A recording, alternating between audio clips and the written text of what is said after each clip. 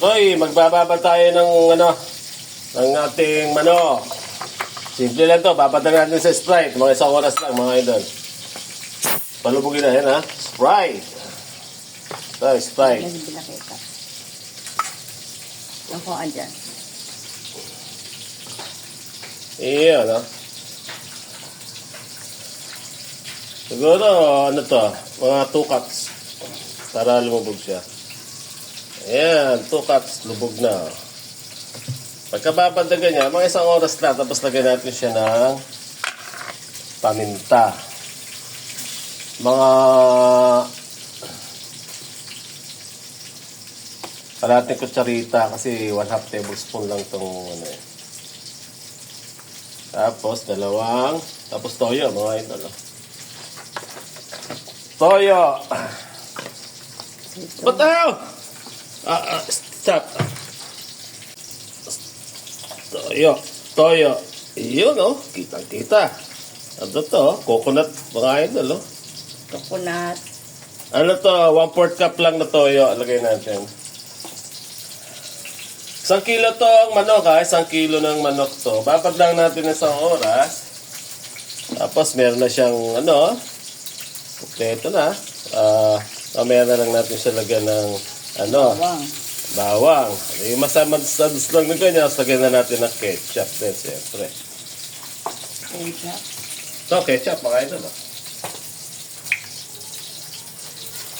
1/4 cup lang din. Ketchup. Iyan, para maganda lang yung kulay. 1/4 cup lang to.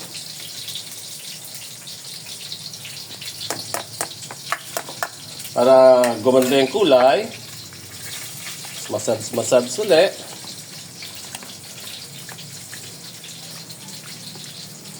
Ayan. Bababad ng ilang oras? Mga 1 oras lang to. Tapos 1 oras ito, prito lang na konti. Tapos yung pinagbabara nito, yun ang pampapalambot natin. Hanggang sa matuyo na siya, yun na yun. Kung gusto niyo mag-adjust ng alat, pwede. Magdagan nyo ng alat. Pero sa ngayon, babad lang muna natin sa ketchup at sa paminta. Tapos, balikan natin to after 1 oras. Okay. Ayan na. Nakuha na natin yung ating manok. Babad na siya. Tapos sobra pa rin 1 oras. Mga idol, pulang-pula. Ngayon, gagawin lang natin. Mag-igisa tayo ng bawang bago natin siya prito. Okay, bawang natin. Marami. Okay. Okay, prito lang natin yung bawang. Pagkatapos yan, sunod na natin dyan yung pwede natin dito i-prito yung ating pagdili na. Ayan. Tapos sunod natin dyan yung manok natin. Ayan, medyo brown na. Medyo brown na ganyan. Para sahin talaga natin yung bawang. Tapos lagyan na natin ngayon itong ating mga manok.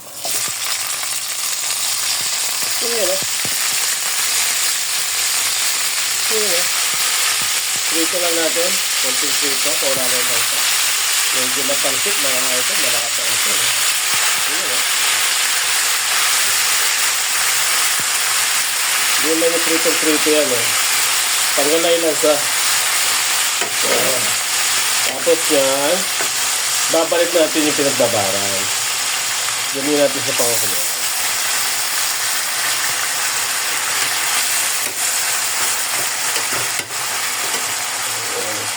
Ang baliktad lang naman yun. Kaya medyo mapulat siya. Ito na siya. Ang baliktad lang mga idol. Okay, baliktad natin. Hindi naman yung pilito talaga. Ayan na. Nagtal lang siya. Tanggal na yung mga sabaw-sabaw sa katawan niya para hindi langit siya.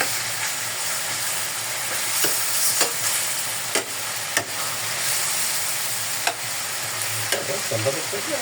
Kasi parang 2 sila nga. Anak natin. Pwede ito sa Pasko. Kung gusto nyo ng simpleng luto lang sa manok, yan, babad yun, Kahit 2 days, 1 day nyo babad. Tapos, pagdating ng Pasko, saka nyo kritos, pag nyo pinagbabara nyo, ay kasarap. Solve na ang Pasko. Panalo na. Ayan, pirito na siya. Pwede nyo baliktad. Ayun na, nalagyan pa natin ng sabaw ko konti, kaya transfer natin. So, mas malaking lagayan. Kasi dalawa to eh.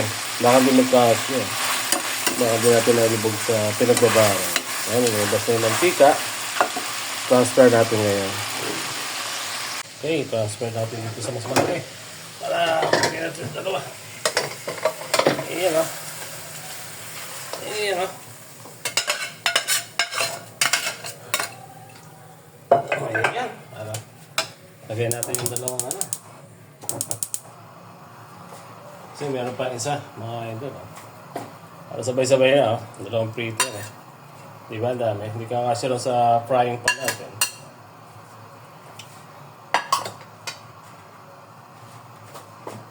Di ba? Ay, ang dami na siya. Ngayon, ito yung pinagbabaran, mga idol. Yung pinagbabaran natin ng manok. Buhos natin. Para malaga naman siya dyan. Mas masarap yan. Ngayon, kung kulang pa yan, pwede nyo palagyan ng ano yan. Ng Sprite. Para mas kulong-kulong siya sa Sprite. Kung gusto nila.